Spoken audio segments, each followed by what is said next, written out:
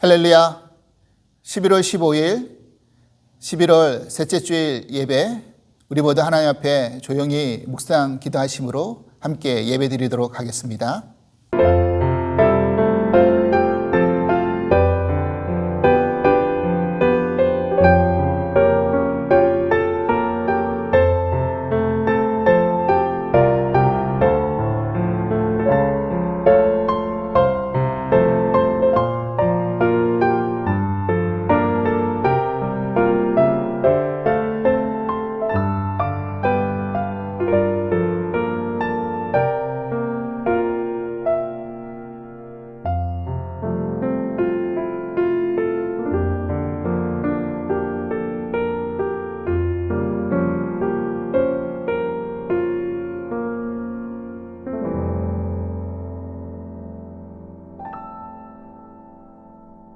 여호와께서는 그 모든 행위에 의로우시며 그 모든 일에 은혜로우시도다. 여호와께서는 자기에게 간구하는 모든 자, 곧 진실하게 간구하는 모든 자에게 가까이 하시는도다. 그는 자기를 경외하는 자들의 소원을 이루시며 또 그들의 부르짖음을 들으사 구원하시리로다. 여호와께서 자기를 사랑하는 자들은 다 보호하시고 악인들은 다 멸하시리로다. 내 입이 여호와의 영예를 말하며 모든 육체가 그의 거룩하신 이름을 영원히 송축할지로다. 아멘. 우리 다 함께 교회여 일어나라. 우리 함께 찬양하시겠습니다.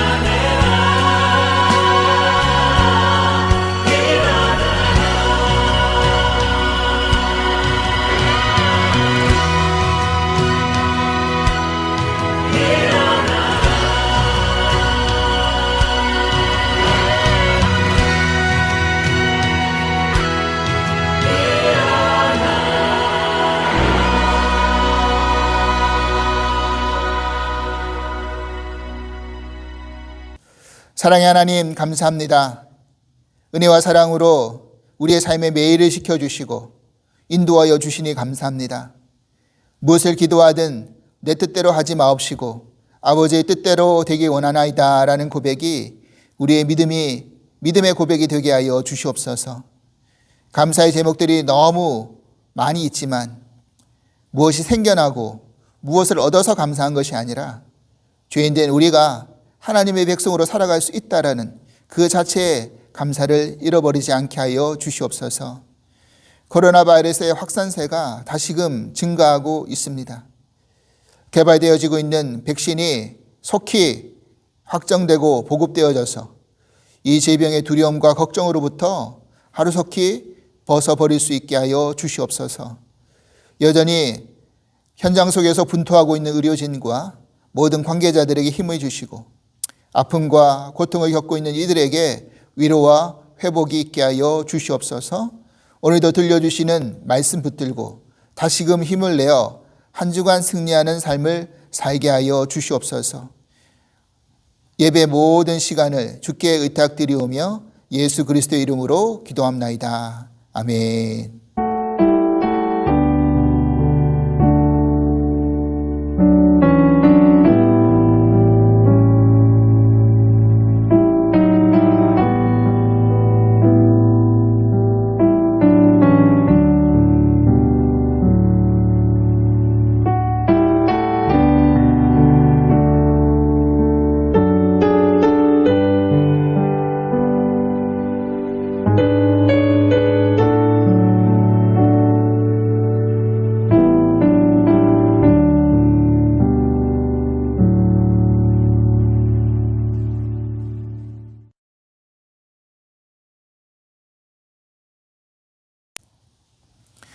오늘 우리에게 주신 하나님 말씀은 마가복음 14장 43절에서 72절까지의 말씀입니다. 마가복음 14장 43절로 72절 말씀. 좀 긴 말씀이지만 우리 함께 같이 한 목소리로 같이 봉독하도록 하겠습니다. 예수께서 말씀하실 때 곧 12 중에 하나인 유다가 왔는데 대제사장들과 서기관들과 장로들에게서 파송된 무리가 검과 몽치를 가지고 그와 함께 하였더라. 예수를 파는 자가 이미 그들과 군호를 짜 이르되 내가 입맞추는 자가 그이니 그를 잡아 단단히 끌어가라 하였는지라. 이에 와서 곧 예수께 나와 랍비여 하고 입을 맞추니 그들이 예수께 손을 대어 잡거늘 곁에 서 있는 자 중에 한 사람이 칼을 빼어 대제사장의 종을 쳐 그 귀를 떨어뜨리니라. 예수께서 무리에게 말씀하여 이르시되 너희가 강도를 잡은 것 같이 검과 몽치를 가지고 나를 잡으러 나왔느냐? 내가 날마다 너희와 함께 성전에 있으면서 가르쳤으되 너희가 나를 잡지 아니하였도다. 그러나 이는 성경을 이루려 함이니라 하시더라. 제자들이 다 예수를 버리고 도망하니라. 한 청년이 벗은 몸에 배에 혼이불을 두르고 예수를 따라가다가 무리에게 잡힘에 배에 혼이불을 버리고 벗은 몸으로 도망하니라. 그들이 예수를 끌고 대제사장에게로 가니 대제사장들과 장로들과 서기관들이 다 모이더라. 베드로가 예수를 멀찍이 따라 대제사장의 집들 안까지 들어가서 아랫사람들과 함께 앉아 불을 쬐더라. 대제사장들과 온 공회가 예수를 죽이려고 그를 칠 증거를 찾되 얻지 못하니 이는 예수를 쳐서 거짓 증언하는 자가 많으나 그 증언이 서로 일치하지 못함이라. 어떤 사람들이 일어나 예수를 쳐서 거짓 증언하여 이르되 우리가 그의 말을 들으니 손으로 지은 이 성전을 내가 헐고 손으로 짓지 아니한 다른 성전을 사흘 동안 지으리라 하더라 하되 그 증언도 서로 일치하지 않더라. 대제사장이 가운데 일어서서 예수에게 물어 이르되 너는 아무 대답도 없느냐? 이 사람들이 너를 치는 증거가 어떠하냐 하되 침묵하고 아무 대답도 아니 하시거늘 대제사장이 다시 물어 이르되 내가 찬송받을 이의 아들 그리스도냐? 예수께서 이르시되 내가 그니라. 인자가 권능자의 우편에 앉은 것과 하늘 구름을 타고 오는 것을 너희가 보리라 하시니 대제사장이 자기 옷을 찢으며 이르되 우리가 어찌 더 증인을 요구하리요 그 신성 모독하는 말을 너희가 들었도다. 너희는 어떻게 생각하느냐 하니 그들이 다 예수를 사형에 해당한 자로 정죄하고 어떤 사람은 그에게 침을 뱉으며 그의 얼굴을 가리고 주먹으로 치며 이르되 선지자 노릇을 하라 하고 하인들은 손바닥으로 치더라. 베드로는 아랫뜰에 있더니 대제사장의 여종 하나가 와서 베드로가 불을 쬐고 있는 것을 보고 주목하여 이르되 너도 나사렛 예수와 함께 있었도다 하거늘 베드로가 부인하여 이르되 나는 내가 말하는 것이 무엇인지 알지 못하고 깨닫지도 못하겠노라 하며 안뜰로 나갈새 여종이 그를 보고 곁에 서 있는 자들에게 다시 이르되 이 사람은 그 도당이라 하되 또 부인하더라. 조금 후에 곁에 서 있는 사람들이 다시 베드로에게 말하되 너도 갈릴리 사람이니 참으로 그 도당이니라. 그러나 베드로가 저주하며 맹세하되 나는 너희가 말하는 이 사람을 알지 못하노라 하니 닭이 곧 두 번째 울더라. 이에 베드로가 예수께서 자기에게 하신 말씀 곧 닭이 두 번 울기 전에 내가 세 번 나를 부인하리라 하심이 기억되어 그 일을 생각하고 울었더라. 아멘. 샬롬. 주사랑 가족 여러분, 한 주간도 평안히 잘 지내셨습니까? 우리가 11월 감사의 달을 보내고 있습니다. 지난주에도 우리가 함께 서로 인사했는데 이번 주에도 우리가 이렇게 인사했으면 좋겠습니다. 당신이 옆에 있어줘서 감사합니다. 당신이 옆에 있어줘서 감사합니다. 우리 가까이 있는 사람들이 함께 있어준다는 것이 얼마나 감사한지 모르겠습니다. 특별히 우리가 이렇게 함께 비록 만나지는 못하지만 같이 예배 드려 주시고 또 함께 예배 드릴 수 있는 여러분들이 있다라는 것에 저도 또한 너무나 감사드립니다. 다음 주일은 추수감사주일 예배로 드립니다. 올해도 안타깝게 함께 모여서 올해는 같이 예배를 드릴 수가 없습니다. 오늘 이번 해 부활절 예배도 그랬지만 추수감사주일 예배도 또 아마 다음 달에 있을 성탄절 예배도 아마 그렇게 될 것 같은데 안타깝지만 추수감사주일 예배 우리가 그래도 힘들고 어려운 한 해를 우리가 지금 견디고 보내오고 있지만 그럼에도 불구하고 우리가 감사의 제목을 찾으면 감사할 일들이 너무나 많이 있음을 고백합니다. 우리 같이 옆에 계신 분들과 함께 서로 감사의 제목을 나누면서 기도해주고 또 그런 마음으로 우리가 온라인 예배이지만 우리 추수감사 예배를 드렸으면 좋겠습니다. 계속해서 광고 말씀드린 대로 11월 28일 저녁 8시에 줌 온라인으로 우리 구역회가 있습니다. 연합감리교회는 구역회를 1년에 한 차례씩 연말에 하게 되면서 교회의 여러 가지 현황과 또 내년에 있을 일들을 이제 서로 결정하고 의논하고 또 마무리를 합니다. 이번에는 감리사님과 함께 회의를 해야 되는데 감리사님이 또 다른 스케줄 때문에 이번에는 언약교회 이상호 목사님이 대신 주재를 해주십니다. 여러분들 꼭 기억하셔서 그날에는 함께 동참해 주셔야 됩니다. 그래서 구역회가 은혜롭고 또 잘 맞춰질 수 있도록 위해서 기도를 부탁드립니다. 오늘은 말씀이 기억되어, 말씀하심이 기억되어 라는 제목으로 함께 은혜를 나누고 싶습니다. 여러분 오늘 본문의 내용은 지금 예수님께서 잡히시던 날 밤에 아주 긴박했던 상황들이 그려지고 있는데 예수님께서 대제사장의 집에서 재판을 받으시는 과정과 그리고 정말 기억하기 싫은 그런 제자들의 부끄러운 모습들이 그대로 우리들에게 소개되고 있습니다. 우리는 살아가면서 생각하고 싶지 않은 기억들이 있죠. 그 기억은 아마도 자신이 어떤 부끄러움을 부끄러움을 당했던 기억이라든지 아니면 상처를 받았던 기억이라든지 그런 모습들을 여러분 아마 기억하기가 싫어하실 겁니다. 저도 예전에 모습들 중에서 좀 부끄러운 모습들을 가끔씩 이제 기억 가운데 떠올리게 되면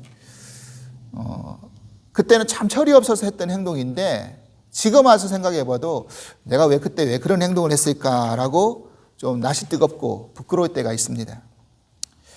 그런데 우리가 가만히 생각해 보면 어릴 때는 그렇게 철없어서 그런 부끄러운 행동을 했다고 한다면 우리가 나중에 커서 철이 들었다고 해서 부끄러운 행동을 하지 않는 것 아니더라는 거죠. 우리는 우리 자신에 대해서 매우 후한 점수를 줄 때가 많지만 실상은 우리의 모습들은 자신의 이익과 불이익 앞에서 얼마든지 부끄러운 죄를, 부끄러운 행동을 할 때가 많은 사람들인 것을 깨닫게 됩니다. 단지 그것을 얼마나 깨닫고 회개하느냐, 그렇지 못하느냐의 차이일 뿐이라는 거죠. 그래서 바울은 로마서에서 의인은 없나니 하나도 없다라고 그렇게 고백하면서 자신은 죄인 중에 계수다. 그리고 자신의 미성숙한 그런 영적인 모습을 고백하면서 오호라 나는 공고한 자다. 이 사망의 몸에서 누가 나를 건져낼까? 그렇게 고백하고 있는 모습을 발견하게 됩니다. 오늘 본문 안에서 우리가 그 기록들을 이렇게 쭉 읽어나가면서 정말 어느 누구 하나 희망 둘 사람이 없는 것, 그런 죄인들의 모습들이 아주 적나라하게 드러나고 있죠. 그런데 그들이 하나님을 모르는 사람들도 아니었고 오히려 예수님을 따르는 제자들이었거나 아니면 대제사장들, 서기관들, 장로들 같은 명망 있는 유대 종교 지도자들이었습니다. 그리고 불과 며칠 전에 호산나 호산나 하면서 예수님을 환호하고 열광했던 그런 백성들이었습니다. 하지만 그런 모습을 보면서 우리가 손가락질하거나 그런 자들에게 돌을 던질 수 있는 사람이 과연 얼마나 있을까요? 지금 오늘날 우리가 만약에 그런 상황에 처해져 있다고 한다면 우리는 과연 그렇게 하지 않을 것이라고 당당히 말할 수 있는 사람들이 과연 얼마나 있겠습니까? 그래서 저들의 부끄러운 모습을 바라보면서 우리를 바라보게 되는 것이고 그리고 다시 한번 우리의 죄를 위해서 십자가에서 돌아가신, 죽으신 그 예수님의 놀라운 사랑과 은혜를 붙들 수밖에 없음을 고백하게 됩니다. 그래서 정말 기억하기 싫고 감추고 싶은 그런 부끄러운 모습이지만 이러한 것들을 들춰내고 기록함으로 말미암아 후대 믿고 따르는 사람들에게 귀한 교훈이 되기 위해서 이런 것들이 우리들에게 밝혀지고 있다는 사실입니다. 제가 마가복음 처음 작년에 시작할 때 그 첫 번째 마가복음이 쓰여진 배경에 대한 이야기를 드리면서 마가는 그 당시 로마의 극심한 핍박과 그런 박해 속에서 정말 로마 지하 카타콤에 숨어 지내면서 믿음 생활을 연명하는 사람들에게 쪽복음으로 전해진 복음서다라는 말씀을 함께 나누었습니다. 그들에게 정말 배교의 위험을 가지고 예수를 버릴 수밖에 없는 상황 속에서 지금 이런 급박하고 절망적인 그런 상황 속에서의 제자들의 모습을 우리들에게 보여줌으로 말미암아 그들에게 보여줌으로 말미암아 다시금 소망을 가지고 일어날 수 있는 또 저들을 어떻게 예수님께서 회복시켰는지를 우리가 알기 때문에 그런 상황을 극복할 수 있는 용기와 소망을 주고 있는 그런 교훈과 메시지가 된다라는 것을 우리들에게 지금 알려주고 있는 것이죠. 이제 본문 안에서의 그런 죄악된 인간들의 실상을 천천히 한번 살펴보겠습니다. 먼저 가룟 유다의 모습입니다. 예수님을 팔기로 작정한 가룟 유다는 사내들인 공회에서 파송한 그런 무리들과 함께 앞장을 서서 미리 약속한 대로, 사인한 대로 예수님에게 입맞춤함으로 예수님을 지목하고 예수님이 잡혀가는 그런 모습이 지금 보입니다. 마가는 유다의 그 이후의 행적에 대해서 기록에 남겨놓지 않고 있습니다. 그런데 마태복음을 보면 이제 그 이후의 유다의 말로가 어땠는지에 대한 것이 우리들에게 정확하게 이야기해 주고 있습니다. 마태복음 27장 3절에서 5절까지의 말씀입니다. 그때 예수를 판 유다가 그의 정죄됨을 보고 스스로 뉘우쳐 그 은 30을 대제사장들과 장로들에게 도로 갖다 주며 이르되 내가 무고한 피를 팔고 죄를 범하였도다 하니 그들이 이르되 그것이 우리에게 무슨 상관이냐 내가 당하라 하거늘 유다가 은을 성소에 던져놓고 물러가서 스스로 목매어 죽은지라. 여러분 혹자는 이 가룟 유다에 대해서 이렇게 생각하시는 분들도 계십니다. 즉 예수님이 우리의 구원을 위해서 이미 죽으시기로 십자가를 지셔서 죽으시기로 예정되어 있었는데 가룟 유다는 그 예수님의 그 십자가의 그 길을 완성시키기 위한 하나님의 도구로 쓰인 것이 아니냐 그렇게 생각하시는 분들도 계십니다. 그런데 이런 생각은 잘못된 관점이라는 거예요. 왜냐하면 만약 정말 그가 하나님의 도구로 사용되었다고 한다면 예수님이 자신의 팔자를 예고하실 때 뭐라고 하셨습니까? 차라리 그가 나지 아니하였더라면 자신에게 좋을 뻔하였더라라고 그렇게 말씀하시지는 않았겠죠. 그리고 정말 하나님의 뜻을 성취하기 위한 도구였다고 한다면 그가 스스로 뉘우치지도 않았을 것이고 스스로 목숨을 끊어버리지도 않았을 것입니다. 그런데 정말 결정적으로 유다에게 있어서 가장 큰 잘못은 무엇입니까? 세상에서 용서받지 못할 죄는 없죠. 그럼에도 불구하고 용서받을 수 있는 기회를 유다 스스로 차단시켜 버렸습니다. 이것이 예수님을 판 유다나 예수님을 3번씩이나 부인한 베드로나 어떻게 보면 다 거기서 거기인데 여기에서 결정적인 두 사람의 차이가 벌어진 겁니다. 유다는 후회는 했지만 해결은 하지 못했다는 것입니다. 여러분 그렇습니다. 우리는 때로는 신앙생활을 하면서 실수하거나 잘못을 통해서 죄를 범할 때가 있습니다. 그런 죄인된 우리를 품으시고 용서하시는 하나님 앞에 우리의 죄를 있는 그대로 가지고 나아갈 때 우리는 다시 회복할 수 있는 기회를 얻을 수가 있는 것입니다. 하지만 자신이 자기의 죄를 판단하고 정죄하면서 자신의 그런 부끄러운 모습 때문에 하나님 앞에 나아가지 못하겠다. 하나님을 떠나는 것이 마치 하나님을 위하는 것이냐 그렇게 생각하면서 믿음을 버리는 행동은 그것 또한 교만한 모습이고 그것 또한 자기 의에 빠진 모습이라는 것입니다. 그냥 스스로 자신이 이런 수준밖에 안 됨을, 이런 죄인임을, 이런 연약한 모습을 인정하고 긍휼과 은혜를 구하는 것이 바른 신앙의 태도인 것입니다.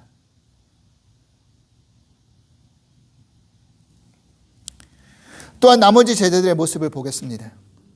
예수님이 검과 몽치를 가진 사람들의 무리들에 의해서 잡혀가실 때 제자들의 모습은 어땠습니까? 본문 50절부터 52절까지 말씀입니다.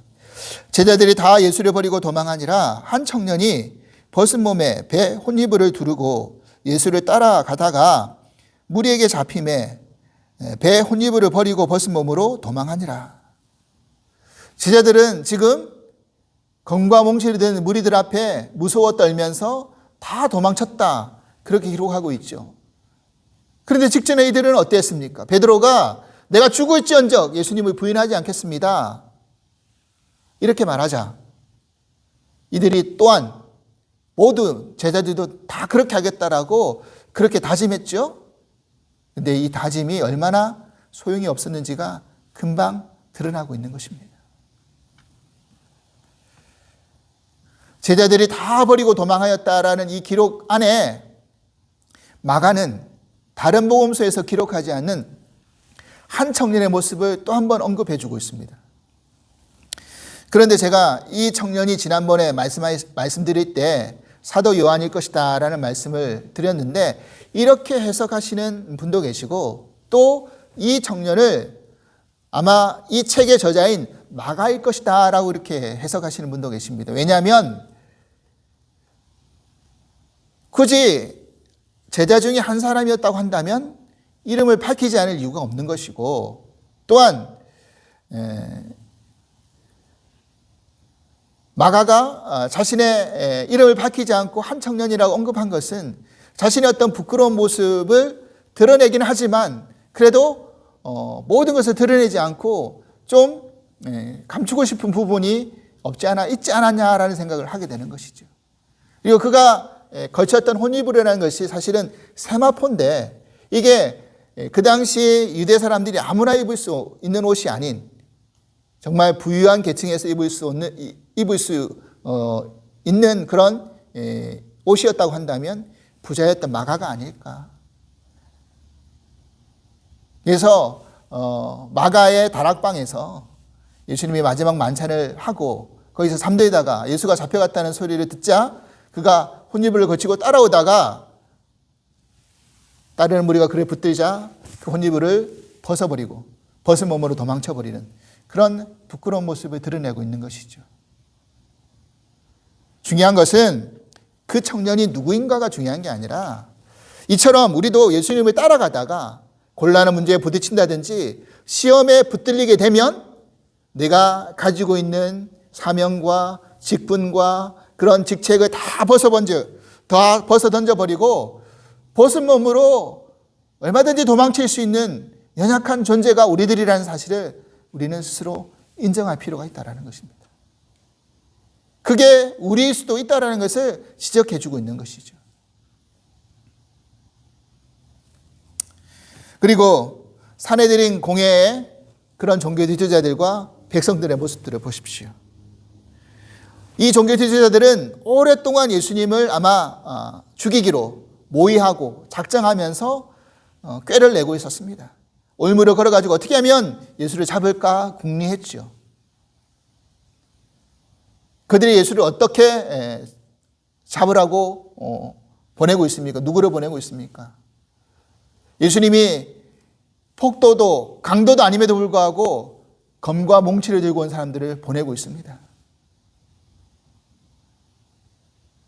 또한 예수님께서 낮에 성전에서 가르치실 때는 아무런 제재 반론하지 못하다가 오히려 예수님의 말씀 앞에 부끄러움만 당하다가 이제 밤이 되어서 백성들의 눈을 피해가지고 무리를 보내가지고 예수를 강제로 잡아서 연행하고 있지 않습니까? 그들이 예수님을 잡을 때 예수님이 언급한 말씀이 바로 그런 의미라는 것입니다. 48절, 49절 말씀입니다. 예수께서 무리에게 말씀하여 이르시되 너희가 강도를 잡는 것 같이 검과 몽치를 가지고 나를 잡으러 나왔느냐? 내가 날마다 너희와 함께 성전에 있으면서 가르쳤으되 너희가 나를 잡지 아니하였도다. 그러나 이는 성경을 이루려 함이니라 하시더라. 여러분, 사복음서를 비교해 보면 사실 이 재판은 나중에 보면 두 가지의 재판으로 나누어집니다. 하나는 종교의 재판이고 하나는 법률적인 재판입니다. 즉 사내들인 공회에서 이루어진 재판은 종교적인 재판이었고 빌라도의 법정에서 이루어진 재판이 바로 법률적인 재판입니다. 왜냐하면 사실 사내들인 공회는 사람의 한 개인의 생사 여탈권을 얼마든지 결정할 수 있는 그런 권한이 있었음에도 불구하고 과거에는 있었어요. 그런데 유대가 지금 로마의 속국이 되었습니다. 그러니까 그런 사형 집행권이 자신들의 권한에서 떠나버린 겁니다. 그래서 로마 정부에서 파견한 유대 총독에게 그 사실을 보고한 후에 그것을 결정받을 수 있도록 그렇게 되어져 있었던 것입니다. 요한복음을 살펴보면 사실 이 종교재판도 이 마가에서 언급하고 있지 않는 몇 가지 더 내용들이 등장합니다. 그건 뭐냐면 이 대제사장이 지금 마가에서 언급하고 있는 이 대제사장은 가야바인데 그 전에 먼저 안나스라는 대제사장에게 예수님을 먼저 데리고 갑니다. 왜냐하면 그 안나스라는 대제사장은 이 가야바의 장인이죠. 전 대제사장입니다. 그러니까 안나스가 제대로 판결을 못하고 이제 가야바에게 미루죠. 그러니까 현 제사장인 가야바가 예수님을 지금 신문하는데 그 신문하는 과정을 한번 보십시오. 거짓 증인자들을 내세우죠. 근데 그들이 스스로 말이 안 맞습니다. 그 증언 스스로가 일치하지가 않는 거예요. 그러니까 이 가야바가 예수님에게 직접적으로 물어보죠. 너가 찬송받을 이에 그리스도냐? 예수님이 이때 자신에 대해서 시인을 합니다. 왜냐하면 이미 본인이 그 일을 하러 오신 분인 것을 이미 결정하고 작정하고 가시고 있기 때문에. 예수님은 사실을 이야기했지만 이들은 그 사실을 사실로 받아들이지 않고 어떻게 합니까? 신성모독하는 것이다 라는 죄를 덮어 씌워서 예수님을 빌라도 법정으로 보내버립니다. 사형을 언도하고. 그런 와중에 백성들은 어떻게 합니까? 예수님을 침뱉고 손바닥으로 때리고 그런 잔악무도한 짓을 서슴없이 하고 있는 것입니다. 사실 이 재판 자체가 사실은 불법이죠. 왜냐하면 유대인들의 그런 소속범상 중요한 소속건은 반드시 낮에 진행하도록 되어 있습니다. 밤에는 하지 못하게 되어 있습니다. 그런데 지금 예수님의 재판이 그 한밤중에서 새벽녘에 이루어져 버렸죠. 그리고 이 산헤드린 공회는 대낮에 사람들이 모이는 광장이나 공회당에서 그렇게 진행하도록 되어 있습니다. 그런데 그것 또한 하지 않았죠. 그리고 중요한 소송일 경우엔 그런 유대 미시나 규정에서 이틀 동안 진행하도록 되어 있습니다. 하루에 결정하지 말고 신중하게 기하면서 이틀 동안 진행하라고 그렇게 되어 있는데 그 법마저 어겨버린 겁니다. 또한 안식일이나 유대 명절에는 그런 재판을 하지 못하게끔 되어 있는데 그것 또한 유월절에 진행함으로 어겨버렸습니다. 그러니까 지금 이 재판의 과정 속에서 거짓 증인을 내세우고 그리고 또 그 증언조차 서로 일치하지 않으니까 예수님께서 신성모독했다라는 죄를 덮어 씌워가지고 그렇게 급하게 판결을 내려버립니다. 여러분 이렇듯이 죄된 인간의 그런 판결이라는 것이 자신의 이익에 따라서 또 잘못된 신념에 따라서 얼마든지 바꿀 수 있고 자기가 유리한 쪽에서 자기 편한 쪽으로 해석해서 그렇게 판결 지을 수 있다는 것을 우리는 이 세상 법정 안에서 얼마나 많이 보고 있습니까? 가장 공정하고 가장 정의로워야 할 종교 지도자의 법정 안에서 이렇게 불법과 악행이 자행되고 있다는 이것 자체가 얼마나 죄악된 인간의 실상을 드러내고 있는 것입니까? 여러분 그래서 우리가 이 땅에 살아가면서 정말 의로우신 재판장이 누구이신지를 우리는 알 필요가 있습니다. 디모데후서 4장 8절 말씀에 이렇게 되어 있습니다. 이제 후로는 나를 위하여 의의 면류관이 예배되었으므로 주 곧 의로우신 재판장이 그날에 내게 주실 것이며 내게만 아니라 주의 나타나심을 사모하는 모든 자에게로니다. 모든 자에게 돈이다.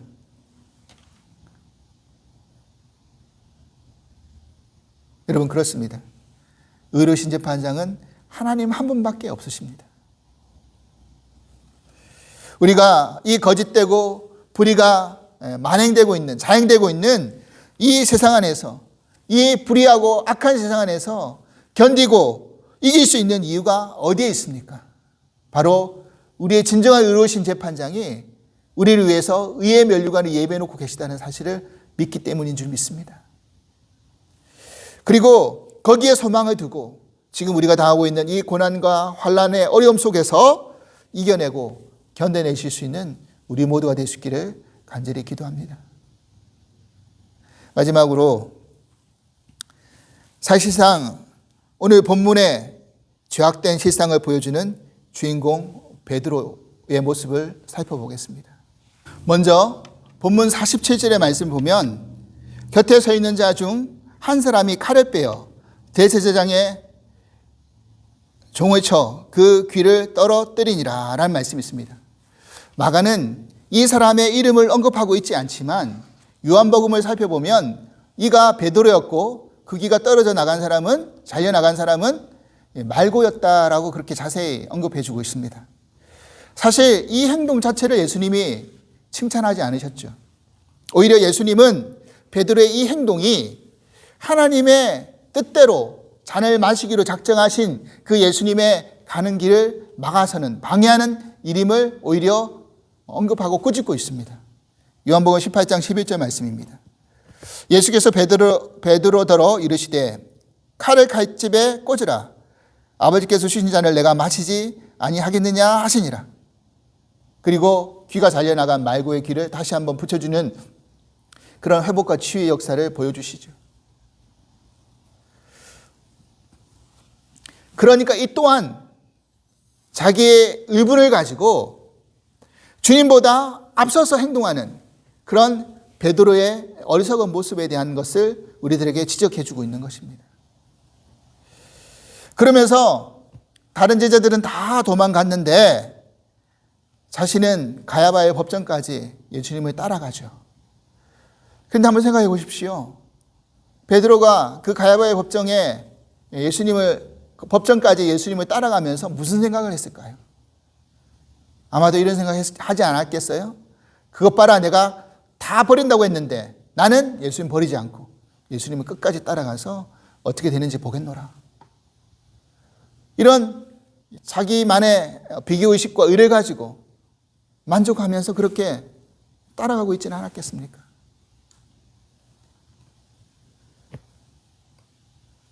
여전히 자신의 의를 버리지 못하는 모습을 그대로 보여주고 있는 것이죠. 그런데 성경은 이 모습 자체도 얼마나 부끄러운 모습인지를 이렇게 묘사하고 있습니다. 54절입니다. 베드로가 예수를 이 멀찍이 따라 대제사장의 집들 안에서 뜰 안까지 들어가서 아랫사람들과 함께 앉아 불을 쬐더라. 여기 보십시오. 어떻게 따라갔다고요? 멀찍이 따라갔다. 멀찍이 따라갔다. 여러분, 제자들은 예수님을 어떻게 따라가야 되는 사람들입니까? 바로 예수님을 늘 지근거리에서 가까이 바짝 붙어서 따라가는 사람들이 제자들 아닙니까? 그러니까 이 모습은 마치 우리의 개인적인 사정에 따라서 예수님을 따라가는 신앙생활이 얼마든지 멀찍이 떨어져서 따라갈 수 있음을 우리들에게 그대로 보여주고 있는 것이죠. 자신이 피해 안 가는 선에서, 적당한 선에서 그냥 기본만 하면서 무늬만, 이름만 크리스찬이라고 하면서 그렇게 예수님을 멀찍이 따라가는 사람들이 얼마나 많이 있습니까?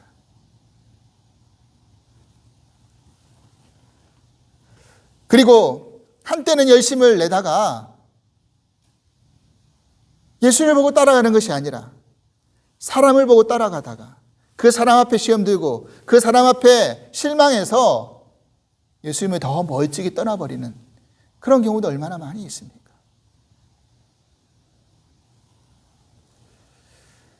그리고 드디어 결정적으로 자신이 예수님께 함께하는, 예수님과 함께하는 사람이라는 신분이 밝혀지자 베드로는 어떻게 합니까? 철저하게 부인하죠. 세 번째 베드로가 부인하는 모습을 한번 보십시오. 70절에서 71절입니다. 또 부인하더라. 죽음 후에 곁에 서 있는 사람들이 다시 베드로에게 말하되 너도 갈릴리 사람이니 참으로 그 도당이니라. 그러나 베드로가 저주하며 맹세하되 나는 너희가 말하는 이 사람을 알지 못하노라 하니. 여러분, 베드로가 마지막에는 그냥 부인한 게 아니라 저주하고 맹세하면서 부인합니다. 나는 맹세하는데 이 맹세가 거짓이면 나를 저주하라. 그 저주가 자신에 대한 저주인지 아니면 정말 예수님을 향한 저주였는지 저주하라 하면서 나는 저를 알지 못한다. 주는 그리스도시요 살아계신 하나님의 아들이십니다. 어느 누구도 고백하지 못한 그 예수님을 알아보고 고백했던 그 베드로의 모습은 온데간데 없습니다. 물론 그 고백 자체가 성령님의 은혜로 고백되어진 고백이지만 말입니다. 그 고백 하나 그가 붙들지 못하고 있지 않습니까? 그때 닭이 두 번째 울게 되죠. 72절입니다. 닭이 곧 두 번째 울더라. 이에 베드로가 예수께서 자기에게 하신 말씀 곧 닭이 두 번 울기 전에 내가 세 번 나를 부인하리라 하심이 기억되어 그 일을 생각하고 울더라. 울었더라. 그러면서 비로소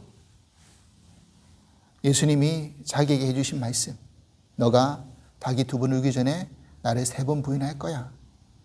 이 말씀이 기억되어집니다. 근데 누가는요, 여기서 하나를 더 자세하게 묘사하고 있습니다. 한 부분을 더. 누가복음 22장 62절입니다. 주께서 돌이켜 베드로를 보시니 베드로가 주의 말씀 곧 오늘 닭 울기 전에 내가 세 번 나를 부인하리라 하심이 생각나서, 그러니까 지금 누가복음을 보면 이 모든 상황을 지금 예수님이 보고 계신 겁니다. 이거 돌이켜서 예수님이 베드로를 보셨죠. 근데 그 베드로가 강하게 맹세하고 저주하면서 나의 저를 알지 못한다. 그때 자신을 쳐다보고 계신 예수님의 눈을 베드로가 보게 된 것이죠. 마주치게 된 것입니다. 여러분, 이 상황이 어떻겠습니까? 예수님이 베드로를 어떻게 보셨을까요? 경멸하는 소리로, 째려보는 소리로, 내가 너 그럴 줄 알았다, 이놈아. 이렇게 쳐다보셨을까요? 저는 아니라고 생각합니다. 오히려 정말 불쌍하고 궁혈하고 애처로운 눈길로 시근한 마음을 가지고 베드로를 바라보고 계시지는 않으셨을까요? 그 예수님의 눈길을 마주치자 베드로가 닭이 울어서 예수님 말씀이 기억되어진 것이 아니라 그 예수님의 그 애처롭고 사랑의 눈길을 받으면서 비로소 예수님이 하신 말씀이 기억되어져서 울게 된 것이죠. 부끄러운 모습을 보면서. 여러분, 마태나 누가는 그냥 운 게 아니라 통곡하였다, 심히 통곡하였다, 그렇게 기록하고 있습니다.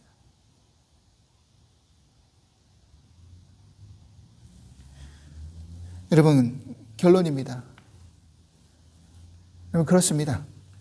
우리가 신앙생활을 하다가 어렵고 곤란한 상황에 빠질 때, 위기에 빠지거나 절체절명의 순간에 빠질 때, 그리고 무언가를 선택하고 결정해야 되는 순간이 있을 때 우리는 무엇을 붙들어야 됩니까? 무엇을 기억해야 됩니까? 바로 하나님의 말씀이라는 겁니다.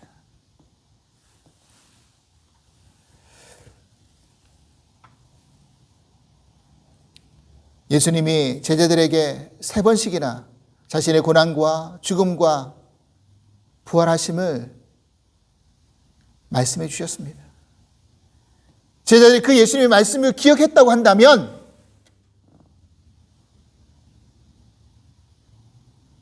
(3년) 동안 예수님을 따라가면서 하셨던 그 말씀들을 기억했다고 한다면 유다는 예수님을 팔지 않았겠죠. 제자들은 다 뿔뿔이 도망치지 않았겠죠. 그리고 베드로는 예수님을 그렇게 부인하지 않았을 겁니다.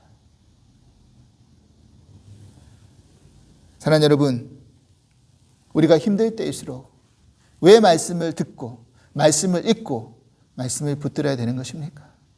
바로 그 하나님의 말씀이 우리를 생명의 길로 인도하는 등불이요 등대가 되기 때문에, 하나님의 말씀이 우리의 방패가 되고 우리를 지키는 바위돌이 되기 때문에, 피난처가 되기 때문인 줄 믿습니다.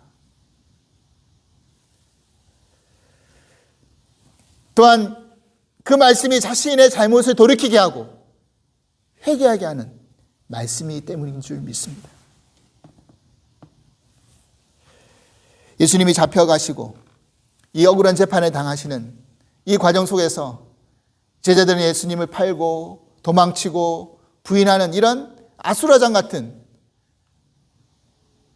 이런 상황 속에서 예수님은 지금 무엇을 하고 계시는 줄 아십니까?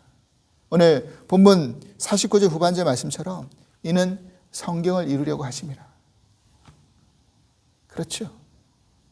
예수님조차도 하나님의 말씀을 이루시기 위한, 그 말씀을 이루시기 위해서 그 수모와 고난을 묵묵히 당하시면서 그 십자가의 길을 통과하고 계시는 줄 믿습니다.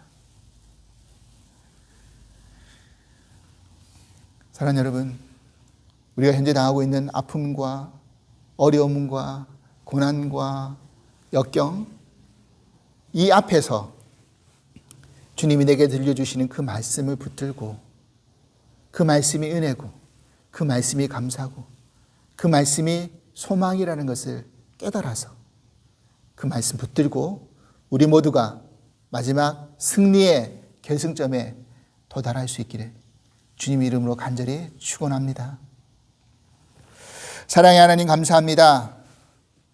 오늘 예수님이 잡히시는 그 정말 어둡고 그 안타까운 밤의 과정들을 살펴보면서 죄악된 인간들의 실상을 다시 한번 보게 하시니 감사합니다.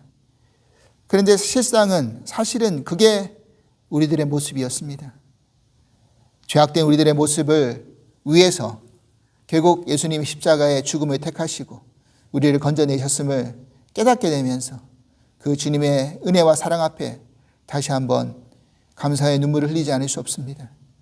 오늘 그 말씀 다시 한번 붙들면서 우리가 정말 고난의 때, 어려움의 때, 예수님을 떠나고 싶을 때, 예수님 부인하고 싶을 때, 예수님을 팔고 싶을 때 하나님의 말씀이 기억되어져서 우리의 잘못을 돌이키고 회개하고 바로잡을 수 있는 은혜 있게 하여 주시옵소서. 이 말씀이 우리의 등불이 되고 등대가 되어서 바른 길로, 생명의 길로 걸어갈 수 있는 저희 모두가 될 수 있도록 축복하여 주시옵소서. 감사하며 예수 그리스도 이름으로 기도합나이다. 아멘. 이제 마지막 파송 찬송 십자가 그 사랑, 우리 함께 찬양하시겠습니다.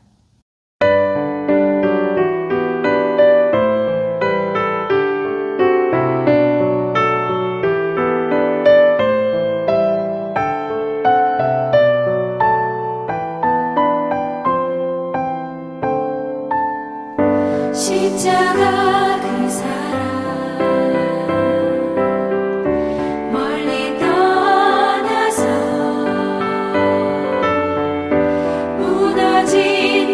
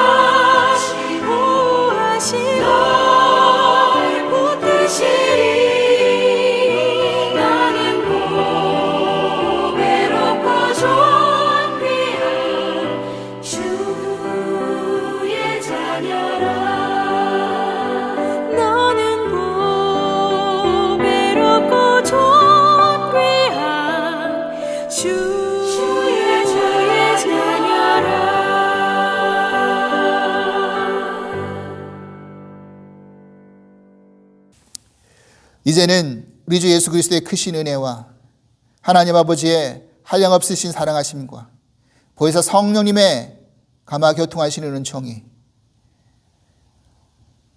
힘들고 어려울 때, 환난과 고통의 때, 그리고 진정으로 예수님을 떠나고 부인하고 싶을 때마다 말씀이 기억되어져서 우리의 삶이 회복되어지고 회개하고 돌이킬 수 있기를 결단하며 나아가는 당신의 모든 사랑하는 성도님들을 위해 주께서 이제부터 영원토록 함께 하시기를 간절히 축원하옵나이다. 아멘.